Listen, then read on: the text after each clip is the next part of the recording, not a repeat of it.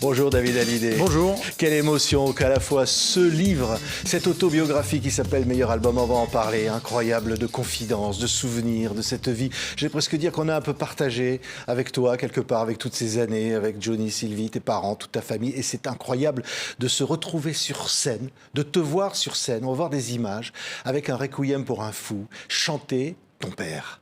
C'était quelque chose de très fort. Ouais, c'est toujours fort de toute manière. C'est toujours, surtout quand c'est son père qui a fait tant de titres de dingue comme ça. Donc c'est vrai que c'est pas la première fois, mais c'est la première fois officiellement, on va dire, sur un de ces titres que je n'ai pas composé en fait. Parce on avait souvent fait 100% ensemble, sur scène, en live. Mais là, sur une autre chanson de ce répertoire, c'est la première fois. Et ça m'a fait bizarre aussi quand je l'ai chanté. Hein. Ça m'a fait. Ouais, regardez ces images, David Hallyday. Mon ciel, c'était ses yeux, sa bouche. Ma vie, c'était son corps, son cœur. Je l'aimais tant que pour la garder, je l'ai tuée. Pour qu'un grand amour vive toujours, il faut qu'il meure d'amour. C'est incroyable, hein, interpréter ce titre emblématique de ton père. Ah, les chansons, et puis ces années-là sont des années magiques pour moi. En France, c'est des années en or, quoi. Les textes étaient tellement forts, il y avait pas, tous les excès étaient autorisés. Aujourd'hui, qui peut paraître une chanson peut-être compliquée, oui, parce que ça parle de choses graves. À l'époque, c'était c'était un petit peu dans la culture de chanter des choses. Ouais, et c'est agréable quelque part. Hein, Ce qui est fou, c'est David, on voit dans cette chanson, ça ressemble un peu à l'affiche du spectacle. Hein. C'est comme un film américain, quoi. C'est Johnny, il aimait ça. Hein. Parce que le titre, il est très théâtral, et puis moi j'ai une culture cinématographique, une grosse culture, j'adore le cinéma, tout ça, donc je voulais que ce soit, que ça représente un petit peu déjà le titre de la chanson. Le cinéma qu'on partageait aussi avec la musique tous les deux. Les films d'horreur, hein, je parle particulièrement. Entre autres les films d'horreur.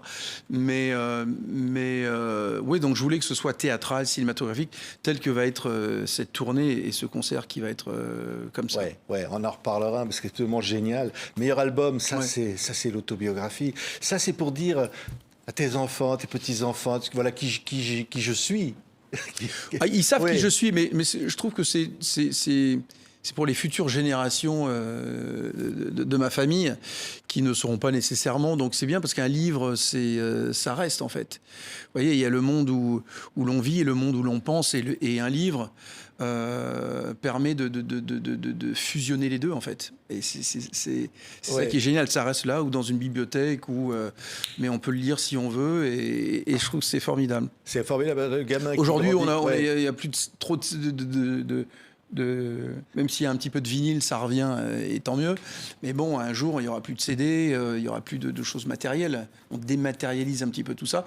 Donc un livre reste un livre. Et ça, c'est formidable. Là, on découvre le petit David dans cette maison avec ses parents célèbres. Il découvre qu'il y a des fans qui attendent en bas de l'immeuble. Il pense d'ailleurs, ce petit David, que tout le monde, tous les copains, c'est pareil, que le monde n'est fait que de chanteurs et de chanteuses avec des fans qui attendent des autographes. Hein.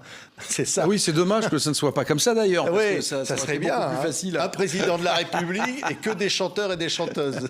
Hein. Ouais, quand on est tout petit, on comprend pas tout, hein, forcément, comme on peut se l'imaginer. Et ouais, non, on subit un petit peu, et puis on se sent un peu dépossédé de ses parents, parce que tout le monde se jette sur eux. On est un petit peu mis à l'écart, on est spectateur un peu de ces scènes-là. Et voilà, donc c'est un peu difficile à supporter quand on est tout petit. Hein. C'est sûr. Alors le petit David, il rentre dans le bureau. Ça s'appelle le bureau. C'est la pièce où il y a justement les vinyles. Hein, il y a les instruments de musique de papa qui rentrent à des heures imprévisibles. Hein. de ces concerts. Oui, alors moi je trouvais ça très amusant, mais certaines autres personnes ne trouvaient pas ça très drôle à 5 heures du matin. Mais moi ça m'amusait beaucoup finalement. Oui, parce que c'est vrai qu'il rentrait le soir et il allait frapper à la chambre de David en plein sommeil alors qu'il avait l'école le lendemain. Non, il frappait pas, il rentrait et puis viens jouer de la batterie. Moi, et il y avait des copains qui fumaient là au milieu à 4 heures du matin et il fallait jouer de la batterie. Ouais, moi c'était mon monde et tout. Moi je suis batteur à la base, c'est donc moi j'étais ravi dès que je pouvais jouer. De la batterie, j'étais content, même à 5 heures du matin. Ouais, mais maman, non, parce que maman Sylvie. Un peu moins. Elle. On l'entendait. Là, parce qu'on chante le lendemain, on ne veut pas te réveiller à 5 heures. Ouais. Mais bon, ouais. Ouais. Et alors, ce qui était fou, c'était grandir dans cette ambiance-là, comme ça, avec ses parents, de voir sa maman à la télévision. Dans une interview, à un moment, tu dis, j'avais envie qu'elle me dise quelque chose sur moi pendant cette interview. Je la regardais à la télé, je disais, elle va me dire qu'elle m'aime. Ouais, je voulais un peu officialiser notre amour familial. Ouais, parce que, après, en fait, ça vient, c'est facile à comprendre. C'est parce que on se voyait pas vraiment souvent. Ma mère, beaucoup plus que mon père aussi, mais quand même. Et quand on est petit, on recherche, on se demande pourquoi. Donc, au moins, c'était un témoignage, on va dire, personnel. Mais j'avais 5-6 ans, hein, mais je me souviens de ce sentiment-là. Donc je l'ai raconté dans le livre. Ouais. Et puis alors la grand-mère du côté de la maman, incroyable, qui venait de ces pays de l'Est, comme ça, qui avait vécu durement, qui montait sur les tables. C'est des personnages qu'on retrouve dans ce livre. C'est folklorique, oui, des personnages. Ma grand-mère était une femme de siècle, elle est née en 1914, donc... Au début de la Première Guerre mondiale, elle a passé sa vie de jeune femme pendant la Deuxième Guerre mondiale. Donc, ils ont survécu en famille. La famille, avant, c'était un symbole fort. C'était à ces époques-là de guerre. C'était un symbole aussi de survie, quoi. C'était une question de survie, de rester en famille. Parce que sinon, aujourd'hui, tout le monde est très indépendant et on vit du bon côté. On vit tous du bon côté géographique aujourd'hui, hein. Donc, ça n'a pas la même chose. À l'époque, c'était une question de survie. Et elle a toujours gardé ça en elle. Et elle nous a inculqué ces valeurs-là de la famille, parce qu'ils ont vécu tout ça. Donc on a un petit peu, même si on n'a pas eu l'expérience de ça, on a vécu avec ces histoires-là. Mais en même temps, il y avait une espèce de folklore aussi, où ma grand-mère pouvait... nous surprendre et danser et faire des trucs. Ouais, donc c'était... On imagine tout ça. Puis alors, un jour, tu prends l'ascenseur avec ta maman et dans l'ascenseur, tu croises ton grand-père paternel. Pour la première fois. Ouais, pour la première fois. Et là, tu le décris. D'abord, tu vois que ses yeux ressemblent à ton père. Oui, c'était flagrant et il me fixait comme ça. Non, mais j'avais entendu tellement d'histoires, de problématiques de mon père avec le sien et tout ça, que j'étais un peu effrayé, en fait. Puis j'étais petit, hein. J'étais petit, donc ma mère me tenait par la main Ouais, elle t'a dit, voilà ton grand-père. Elle a dit ça d'une manière un peu, voilà. Oui, c'est ça. Et donc, on te met un peu sur le fait accompli. T'as entendu un petit peu toutes ces histoires et tu fais wow, ok. Ouais, donc, Et puis ces yeux là, ça m'avait marqué, ouais. Il y avait, tu dis même presque comme un animal. Il était presque effrayant. Ouais, c'est ça, il c'est un petit peu l'alcoolisme, il avait tout ce qu'on sait. Et puis quand on est petit, tu sais, tu prends le truc et puis il était impressionnant, pour moi. Ouais. Alors tu allumes la télévision, je crois que tu as 6 ans, tu entends cette chanson-là et tu vois à l'écran ton papa et ta maman, tu vas l'entendre. Ah. Tu vois ton papa et ta maman qui chantent ensemble, j'ai un problème. Et là tu dis, oh waouh, elle est belle ma maman, hein. Je crois. Ils étaient beaux tous les deux, hein. Ah ouais, tu dis ça. Hein. C'était magnifique, ouais. Écoutez, Johnny et Sylvie, j'ai un problème. Mais quand vient l'amour, on est un peu surpris à cause de toi. Je ne suis plus la même. Voilà, c'est évidemment. Évidemment, ouais. C'est des chansons qui sont ancrées dans mon ADN. Forcément, je les ai entendues souvent petit. Ouais, puis c'est merveilleux la musique. C'est comme le cinéma, le théâtre. Il y a des témoins comme ça, des témoignages qui restent. Témoignage d'amour passionnel et ça c'est beau même pour la famille, même pour mes enfants à moi, même pour leurs petits-enfants et tout. C'est beau de voir un petit peu ce qui s'est passé. Donc c'est pour ça que la musique aussi c'est un témoin du temps un moment dans le temps qui a existé comme un Polaroid, en fait, quelque part. Ouais. Et donc, c'est beau. Oui, c'est beau. Et alors, et c'était avec Jean Renard à ce moment-là. Donc, tu rends hommage à ce compositeur qui a écrit Que je t'aime pour Johnny et tant d'autres Extraordinaire, choses. magnifique. Extraordinaire. Il y a Ouais. une autre chanson qu'il a écrite pour ta maman, qu'on va l'entendre, Le Roi David. Et ça, c'est quand même chouette d'entendre ta maman qui parle de ce roi. Et- Ouais, c'est mignon, ouais. Mais je me souviens quand je l'ai écouté, je l'entendais quand j'étais petit, j'avais pas vraiment fait la distinction, quoi. Parce qu'il y avait tellement de musique qui passait, et je ne me souviens pas d'elle me parler, m'expliquer cette chanson vraiment. Voilà, elle a sûrement fait, mais je m'en souviens plus en tout cas. Ouais. Donc c'est pour ça que je l'ai pas marqué dans le livre. Écoute ce qu'elle disait, Mais- la chanson, Le Roi David.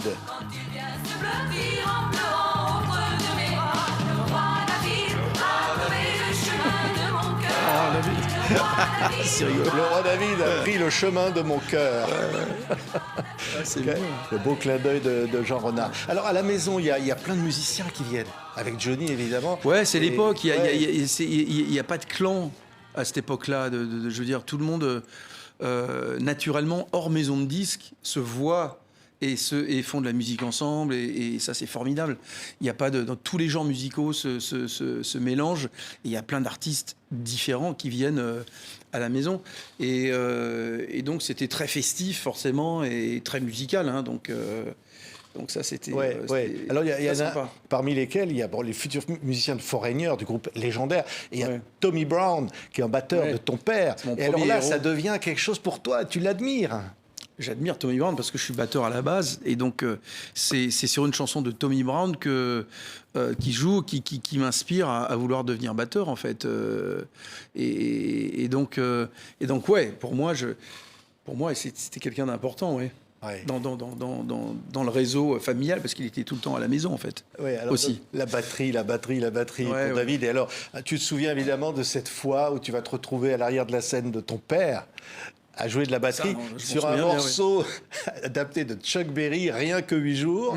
Très dur à jouer. Hein. On va entendre la version de Johnny. Ah, écoutez ça. Il faut faire de la batterie là-dessus, David. Hein. Comment? Quand il faut faire de la batterie sur un titre comme ça, écoutez. À nos amis, je raconterai tout ce que tu m'as fait.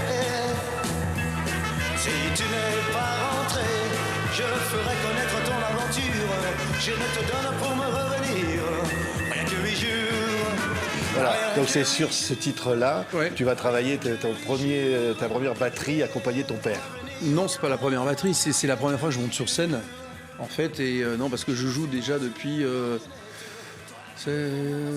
6 ans déjà. Donc là, j'ai 13 ans quand je fais ce concert-là. C'est la première fois que je me retrouve face à des milliers de personnes.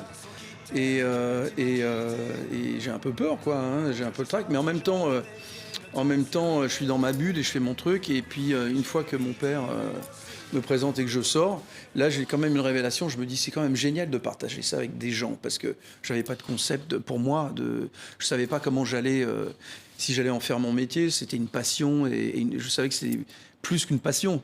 On dirait peut-être une vocation parce que je jouais tout le temps et je ne pensais qu'à ça. Mais je savais pas plus tard, j'avais pas de stratégie comme aujourd'hui. Les jeunes qui ont du talent et tout ça, il y a tout de suite une stratégie, un truc, ils savent. Bon, à l'époque, on n'avait pas ce genre de médias pour jouer pour transmettre un petit peu ça. Donc, jouer dans ma chambre et donc ça a été vraiment un marqueur dans ma vie. Je me disais, tu sais quoi? J'aimerais bien un jour faire ça aussi, partager avec les gens ce que je fais, voilà, d'une manière ou d'une autre. Et quand je suis devenu compositeur, j'ai commencé à jouer au piano et à composer des chansons. Ça m'est très vite venu, j'avais très envie de le faire. Ouais. Mais j'avais surtout envie de composer pour les autres. Et voilà, j'avais pas de stratégie de carrière vraiment d'être devant.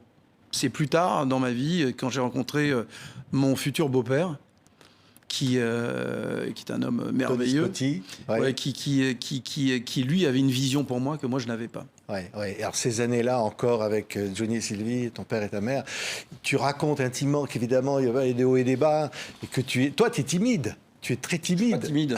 Parce que C'est marrant cette. ouais, j'ai tu es souvent toujours entendu au ça. fond, tu dis ouais je parle pas, je Mais suis je suis très pas- secret, solitaire. Non, mais c'est pas de la timidité, j'étais réservé, mais j'étais pas, quand il fallait faire quelque chose, je le faisais.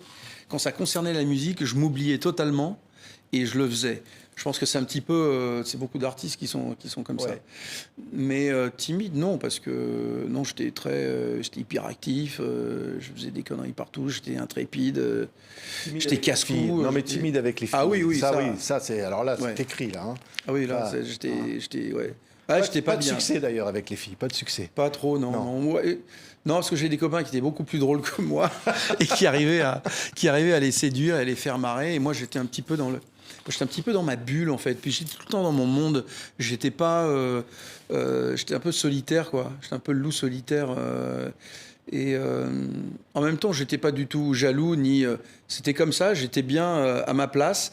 Mais c'est vrai que plus tard, dans ma jeune... dans mon adolescence, c'est vrai que j'avais des copains qui étaient tellement drôles, tellement sympas. Ils arrivaient toujours à...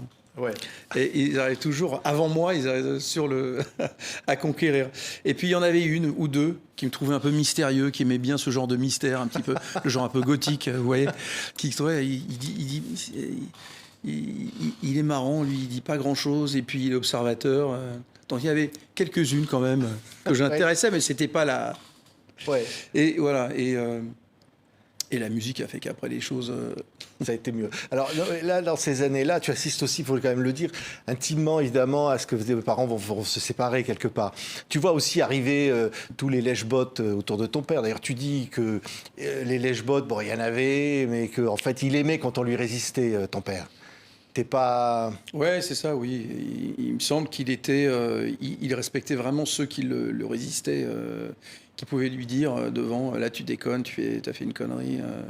t'es con, pourquoi t'as fait ça? Enfin, il respectait la vraie amitié, quoi, en fait. Ouais. Puis alors, que ça va plus avec tes parents, comme dans beaucoup de couples. Hein. Oui. Tu dis, ça voltige, hein. Il y a des verres cassés. Hein. Ouais, non, pas vraiment, en fait. Ça a été catégorique, hein. Mais on va dire que ma mère était très surprise quand je lui ai dit qu'en fait, leur séparation ne m'avait pas meurtri, atteint tant que ça, en fait. Elle a un peu découvert. Elle a fait, ah bon? Il dit, ouais, mais j'ai toujours cru que tu avais été un peu traumatisé par ça. Je dis, bah non, tu aurais pu m'en parler avant, je t'aurais rassuré. Mais non, parce que je voyais pas mon père souvent, malheureusement, et que je m'étais habitué à ne pas avoir mon père avec ma mère trop souvent. Donc finalement, comme tu sais, un enfant, quand il sent qu'il y a des tensions et tout, parfois il préfère qu'il n'y en ait plus. Et donc, moi, c'était mon cas, en fait. Ouais, comme beaucoup d'enfants. Ouais, et puis après, c'est les États-Unis, c'est toute notre histoire. On va entendre High, évidemment. Là, c'est quelque chose qui se passe, évidemment, avec Tony Scotti, avec donc le nouveau compagnon de ta maman, qui a un studio à Santa Monica. Il y a quelque chose. Et là, d'un coup, tu racontes tes aventures sentimentales avec un Doberman. Il faut lire le livre. Hein. Il se passe des trucs avec un Doberman. À un moment, c'est assez dangereux. Hein. Je suis ma première petite copine, vraie, celle qui a compté, ouais, c'est là où j'ai composé cette chanson, sur un piano un peu désaccordé. C'est des histoires rigolotes, Ouais. Et alors c'est vrai que ton père, quand il a entendu cette chanson-là, il a été scotché et il s'est tourné vers toi et il t'a dit tu vas pas t'appeler David Smet. Alors c'est sur une autre chanson en fait, c'est sur un autre titre qu'on a eu cette conversation. C'était pas sur celui-là, c'était sur des titres d'avant qui ne sont jamais sortis en fait. J'avais fait des essais en studio et il y avait une maquette que j'avais faite, pas de ce titre-là, mais je lui avais joué, je lui ai dit tiens écoute ça, dis-moi si ça te plaît, et puis il m'avait dit mais c'est qui? Je dis, tu reconnais pas? Mais c'est moi qui chante. Il me fait, ah bon, tu chantes? Mais ça, c'était bien avant. C'était, à mon avis, c'était en 86, 87. Cette chanson est sortie en 88. Donc, il était un peu surpris, ouais. Et il m'a dit, bon, c'est super, c'est génial, mais voilà, tu vas t'appeler comment? Je dis, je vais m'appeler ce qu'on m'a toujours appelé depuis ma naissance. Il fait, ouais, tu ferais mieux parce que t'appelles pas autrement. Je fais, allez, ça marche. Ouais. Ouais, il y avait des petits moments comme ça que je raconte qui sont drôles. Il y a un moment absolument inoubliable en 93, anniversaire au Parc des Princes. Ouais. Et là, on va écouter cette batterie qu'on entend dans ce stade, dans ce concert devenu historique. C'est David à la batterie. Écoutez ça.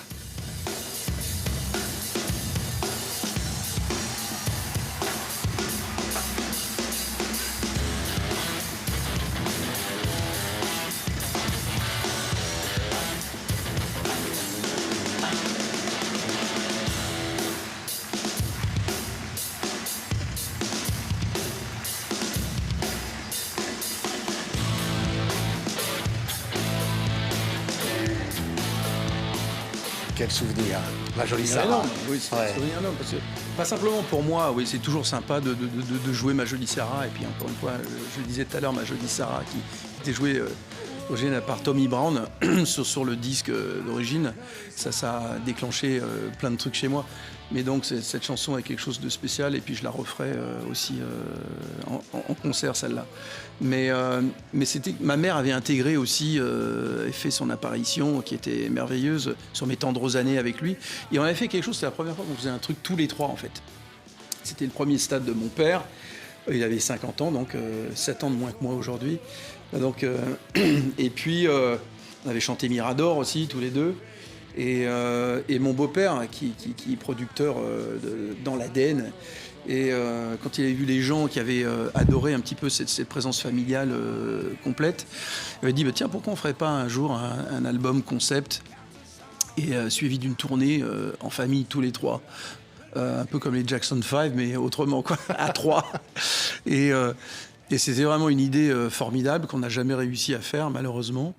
Mais bon, voilà, donc moi, je raconte un petit peu de cette histoire dans ce que je suis en train de préparer, là, la suite de cette histoire-là. Donc ça m'avait, quand j'étais replongé dans mes souvenirs en écrivant ce livre, je m'étais rappelé de ce moment-là où Tony me dit tiens, ça serait génial de pouvoir offrir ça.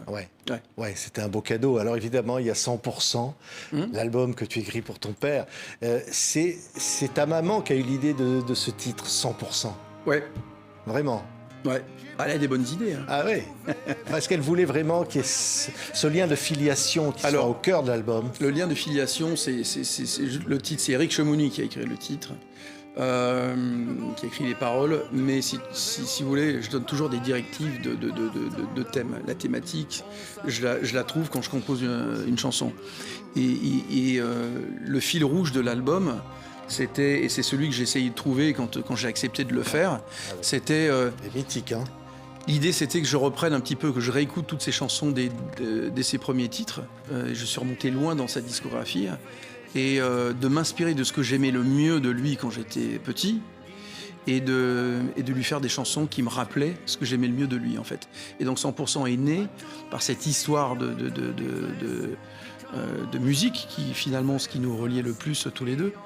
Et c'est devenu 100%. Mais il y avait un fil rouge, et ce fil rouge, c'était celui-là. J'ai commencé à écouter, par exemple...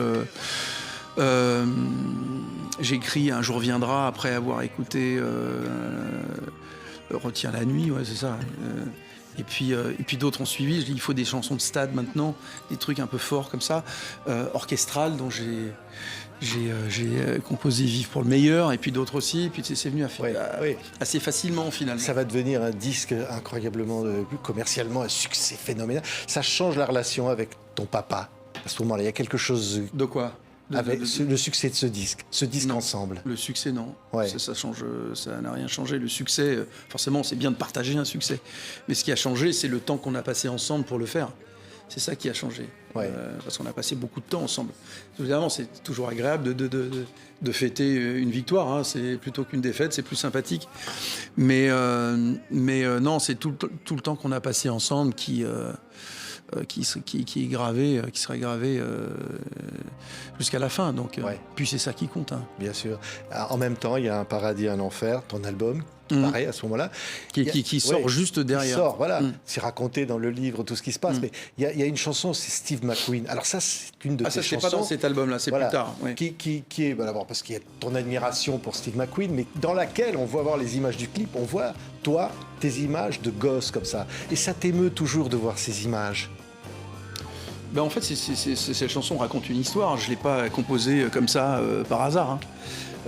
Ça parle un petit peu d'un petit garçon qui est en manque de son père et qui prend un père de substitution momentanément. Et là, j'ai créé cette histoire. En quoi c'était Steve McQueen. J'ai toujours adoré Steve McQueen. Évidemment, il n'a jamais remplacé mon père. Mais c'est dans l'histoire, c'est dans l'histoire, et je trouvais que c'était une belle chanson et un beau thème à raconter en fait pour tous ceux qui ont un petit peu loupé certains épisodes de leur vie. Et je trouvais ça, c'était important pour moi. Cette chanson, c'est une chanson importante. Et les gens qui viennent me voir l'aime beaucoup aussi, donc je la chante. Ouais. T'es dit dans ce livre. Et puis on a repris des images un peu inédites de mon enfance, certaines avec mes parents, puis Steve McQueen évidemment. Donc c'est très romancé. Hein. Ouais. Tu dis dans ce livre, David, et je te cite, « Mon père aurait été un chevalier, j'aurais hérité de ses armes et de son sang. Dans le monde où nous vivons, j'ai hérité de son sang. Dans le monde où nous vivons, j'ai hérité de son sang, de ses yeux et d'une passion qui nous unira jusqu'à mon dernier souffle, je le jure. » Oui, c'est ça. Puis mes enfants, pareil. Hein. C'est ça qui est magnifique dans la descendance. C'est quelque chose, on n'en parle jamais parce que c'est banalisé aujourd'hui, on s'en fout un peu. Mais la transmission et la descendance, comme un truc assez magique, quoi. Parce que quand on a des enfants à son tour, on voit ce qu'on a hérité de nos parents et puis de nos grands-parents aussi, parce que j'ai eu des grands-parents et on est 3-4 générations d'artistes, d'autres qui ont été méconnus parce que c'était pas l'époque, mais qui étaient tellement doués et talentueux. Mais c'est ce qu'on voit un petit peu, notre héritage, on le transmet quelque part. Et quand on a des enfants, c'est pour ça que c'est magnifique. On voit un petit peu ce qu'ils ont pris de nous, et puis aussi de leurs grands-parents, et puis à la suite. Ouais. C'est magique, c'est quand même un truc magique, je trouve. Ouais. Et alors évidemment, tu parles de ta maman. Dire quand même, quelle carrière que ta maman. Quelle carrière, quel talent, quel talent. Combien de millions de disques vendus. Aussi grande aussi impressionnante en tout cas que celle de mon père. Ouais. On peut dire ici, je l'embrasse, j'en adore, Sylvie. On voit cette image de Paris Match au moment de ta naissance. Sylvie vous présente David Hallyday. Voilà d'où vient le nom. Ça fait 36 ans qu'on me pose la question, ben voilà. Voilà, c'est ça. Et Sylvie, dont tu dis, c'est une lionne, une princesse, ou plutôt une souveraine, et en même temps beaucoup d'humour, et en même temps très drôle. Beaucoup d'humour. Et ce qui me fait rire, c'est que les gens qui la connaissent bien, elle fait un petit peu froide comme ça au premier abord, mais elle est tellement drôle. Ouais. Et son frère, que j'adorais, qui est un musicien extraordinaire, un musicien de jazz, qui était très fort, Eddie Vartan, qui a composé d'abord pour elle et pour mon père aussi, il a bossé avec mon père, qui avait un humour très sarcastique comme ça, j'adorais ça. Tu dis, elle m'a sauvé de tout. Ouais, de beaucoup de choses, ça c'est sûr. Ouais. C'est bien de savoir où on vient aussi, hein, et puis de le dire. Ouais. Il y a une chanson qu'elle chante, mais qui est tellement émouvante. Quand tu nais, quasiment tout de suite après. Écoutez Sylvie qui chante. Écoutez. Tu es là, si fragile encore que j'ai peur de bouger quand tu t'endors dans mes bras. Nous allons passer beaucoup de temps l'un près de l'autre.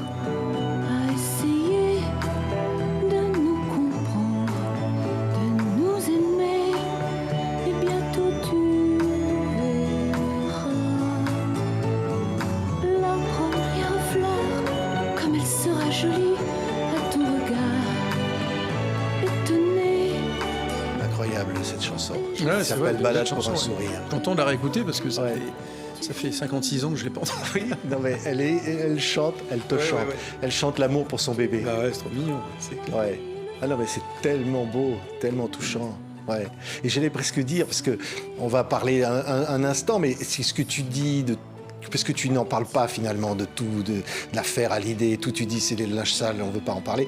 Mais c'est tellement, Sylvie, c'est tellement ça qu'on a envie d'avoir, loin de ce que tu décris, de ce qui s'est passé après la mort de ton père, que tu décris des journalistes, de dépeçage, déballage, dégueulasse au fond. C'est un peu ça que tu dis, de tout ce qui s'est passé. Parce que c'était ça, il me semble. Mais en fait... j'en parle pas du tout parce que on n'a pas été, d'abord chez moi on n'a pas été éduqué comme ça, et puis on a d'autres choses à faire, c'est passé, c'est malheureux, c'est comme ça, mais dans la vie, c'est la vie aussi, tout le monde prend des coups, hein, et puis aussi faire passer mon mal au-dessus de ceux des autres, ça serait quand même pas très cool et pas très juste. Ça arrive, hein, y a beaucoup de choses qui arrivent, c'est un fait. Voilà, on avance et puis on reste créatif. Ouais. Tout le monde dans ma famille, on est tous créatifs, on est tous des artistes. Fort, et unis en particulier avec ta sœur. On utilise ces choses-là pour raconter des choses aussi. Ça, et Laura, qui est quand même, tu dis unis dans cette douleur, on est très fort. Laura, qui est quelqu'un d'absolument incroyable. À Laura, Ouais. oui, non, Laura, c'est une artiste aussi.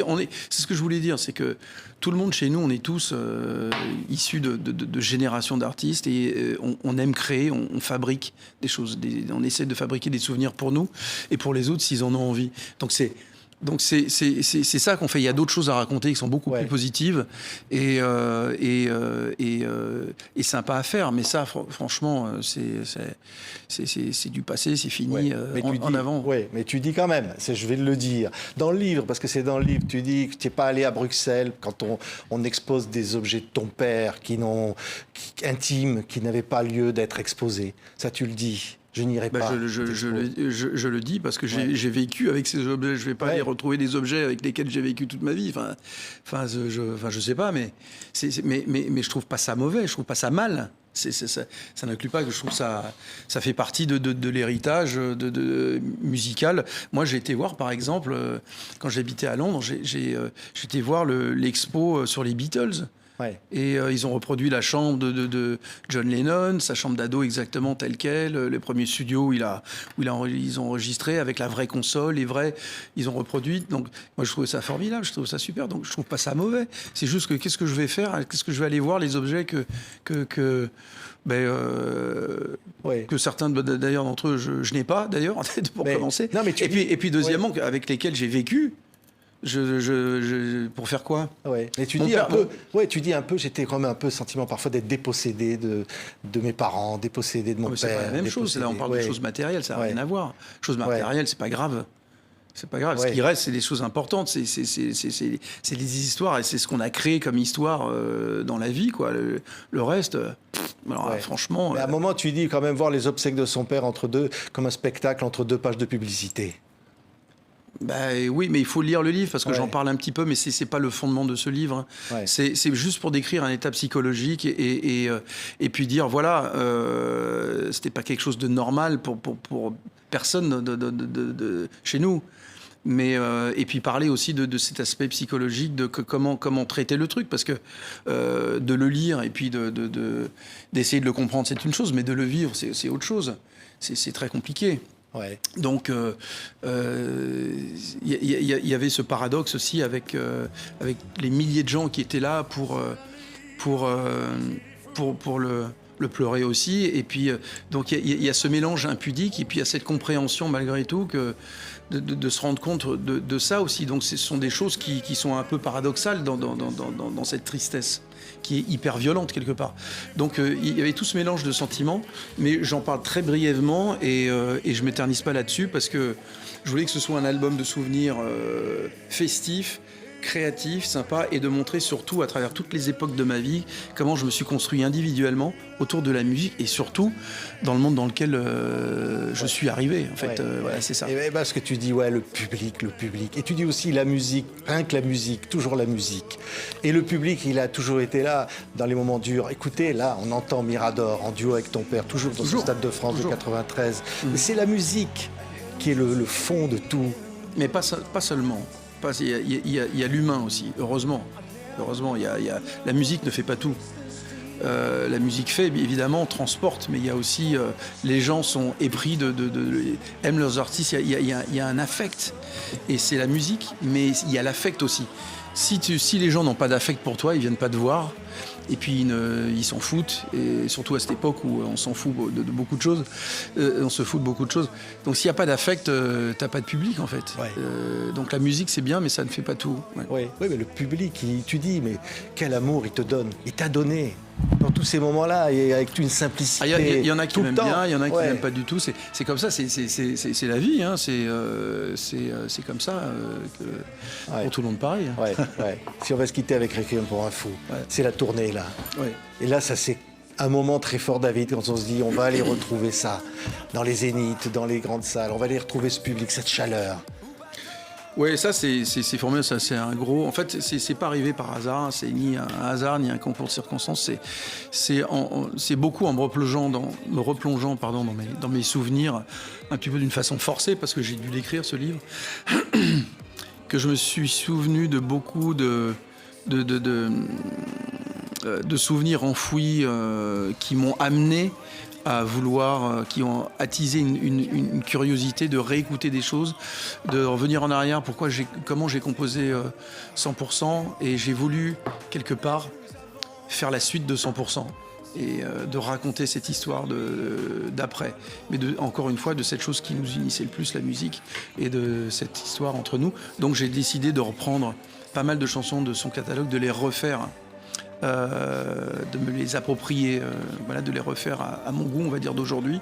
Dépoussiérer un petit peu tout ce que... Voilà, parce que tout a été très orchestral et c'était magnifique. Mais je voulais apporter quelque chose de nouveau sans dénaturer les titres, parce que les gens détestent ne plus reconnaître un titre. Donc c'est un petit peu cet exercice d'équilibrisme qui est intéressant dans ce projet-là aussi, et de faire la même chose avec mes grosses chansons à moi, et d'unifier les deux mondes en fait. Et je trouvais que c'était une belle image, j'avais très envie de le faire, et voilà, je trouve que c'est le moment en plus. Voilà, donc quelque chose de très fort pour moi et quelque chose que je ne ferai qu'une fois, donc je trouve que pour moi, c'est important. Merci. Merci. Merci David. David Hallyday sur scène. Et puis le livre, meilleur album, l'autobiographie événement, tellement touchante, tellement sincère et tellement vrai, comme ce qu'on vient d'entendre là pendant cette émission, pour lequel je te dis merci. Merci beaucoup. Merci. Le jour se lève, la nuit pâlit, les chasseurs et les chiens ont faim.